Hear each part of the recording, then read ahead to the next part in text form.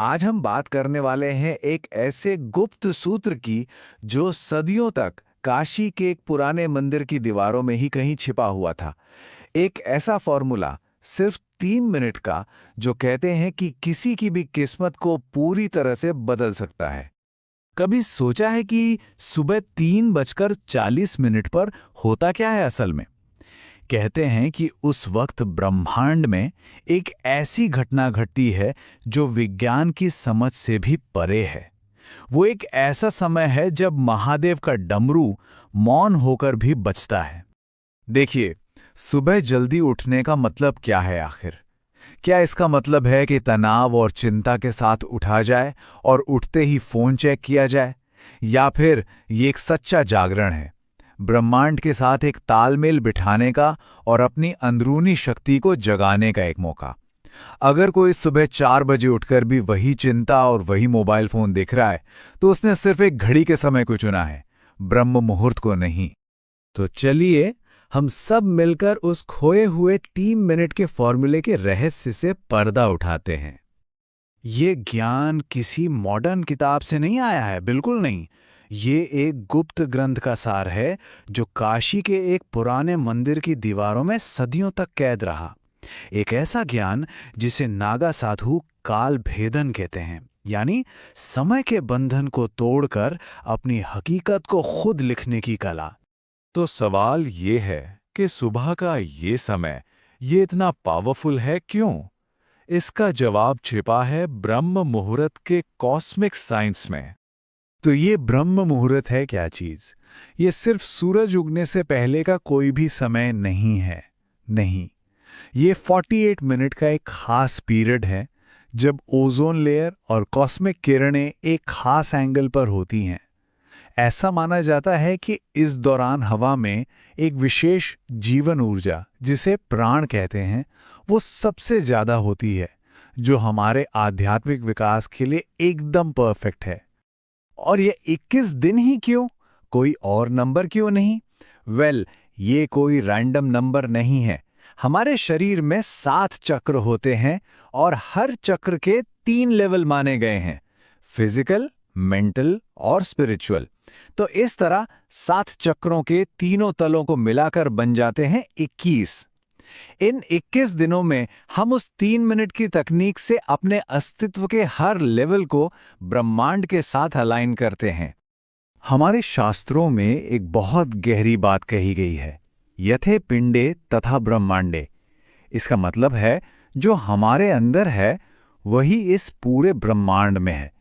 हमारा शरीर इस यूनिवर्स का ही एक छोटा सा रूप है, लेकिन वक्त के साथ हमारा इस कॉस्मिक एनर्जी से कनेक्शन कमजोर हो गया है और ये फॉर्मूला उसी कनेक्शन को फिर से जोड़ने का काम करता है। तो चलिए अब आते हैं मुद्दे पर, वो 3 मिनट की साधना। इसे बहुत ध्यान से सुनना होगा, क्योंकि अब जो सामने आने वाला है वो सच में जिंदगी की दिशा मोड़ने की ताकत रखता है। जैसे ही आंख खोले, हिलना बिल्कुल नहीं है। पहला मिनट, शरीर के लिए आभार। बिना हिले डुले अपनी चेतना को धीरे धीरे पैरों के अंगूठे से सिर तक ले जाना है। हर अंग को महसूस करना है और इस शरीर के लिए, इस जीवन के लिए आभार व्यक्त करना है। दूसरा मिनट, सांसों से शुद्धि।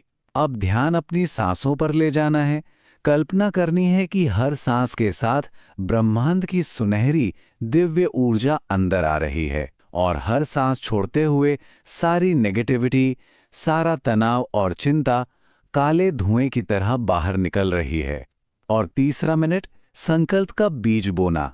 जागने के ठीक बाद हमारा दिमाग एक गहरी शांत अवस्था में होता है, जिसे थीटा स्टेट कहते हैं। ये हमारे अवचेतन मन यानी सबकॉन्शियस माइंड का दरवाजा है। इस समय अपनी सबसे बड़ी इच्छा को ऐसे देखना है जैसे वो पहले ही पूरी हो चुकी है। उसे सिर्फ सोचना नहीं है, उसे महसूस करना है, उसे जीना है। लेकिन रुके, एक दिन करने से कुछ नहीं बदलने वाला। ये एक पूरी 21 दिन की ट्रांसफॉर्मेशन जर्नी है। ये पुराने मैं की मृत्यु और एक नए मैं का जन्म है।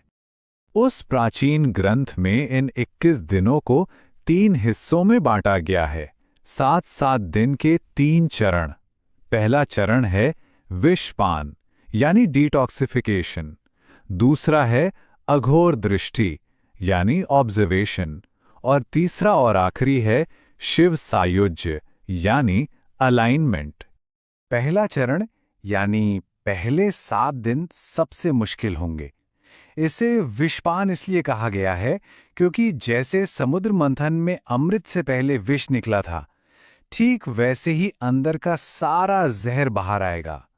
बहुत नींद महसूस होगी, सिर भारी लगेगा और पुराने दबे हुए इमोशंस बाहर आएंगे। शरीर विद्रोह करेगा, लेकिन सबसे जरूरी नियम, उठने के बाद पहले 1 घंटे तक मोबाइल स्क्रीन को नहीं देखना है और खूब पानी पीना है। जो कोई भी ये 7 दिन टिक गया, समझ लीजिए पुरानी आदतों की कमर टूट गई। अब आता है दूसरा चरण, 8वें से 14वें दिन तक, अघोर दृष्टि। जब शरीर शांत हो जाएगा, तब मन का खेल शुरू होगा। बहुत सारे विचार और पुरानी यादें आएंगी। ग्रंथ कहता है उन्हें पकड़ना नहीं है, बस बहने देना है। जैसे नदी के किनारे बैठकर पानी को बहते हुए देखा जाता है, ठीक वैसे ही अपने विचारों को बस देखना है। इस दौरान एक अजीब सी शांति का एहसास होने लगेगा। और फिर आता है अंतिम चरण, 15वें से 21वें दिन तक, शिव सायुज्य। अब अलार्म की जरूरत ही नहीं पड़ेगी। आंख अपने आप 3:40 पर खुलेगी, एकदम तरोताजा। तब इंसान देखता है कि जो वो सोचता है वो बहुत जल्दी हकीकत में बदलने लगता है। इसी को संकल्प सिद्धि कहा गया है। अब अंदर का जो एंटीना है वो ब्रह्मांड के सिग्नल के साथ पूरी तरह से ट्यून हो चुका है। लेकिन कहानी यहां खत्म नहीं होती। ये यात्रा 21वें दिन पर पूरी नहीं होती, बल्कि उस ग्रंथ के आखिर में एक बहुत बहुत जरूरी चेतावनी दी गई है। शक्ति उसी के पास ठहरती है जो उसका सम्मान करता है। अगर 21 दिन के बाद वापस पुरानी आदतों में लौट गए, तो ये जो ऊर्जा कमाई है, ये धीरे धीरे खत्म हो जाएगी। इस 3 मिनट की साधना को एक लाइफस्टाइल बनाना होगा। शिव कहते हैं, अहम ब्रह्मास्मि, मैं ही ब्रह्मांड हूं। तो सवाल यह है, इंसान किस्मत की कठपुतली है या उसका रचयिता? कल सुबह 3:40 की घड़ी इंतजार कर रही है।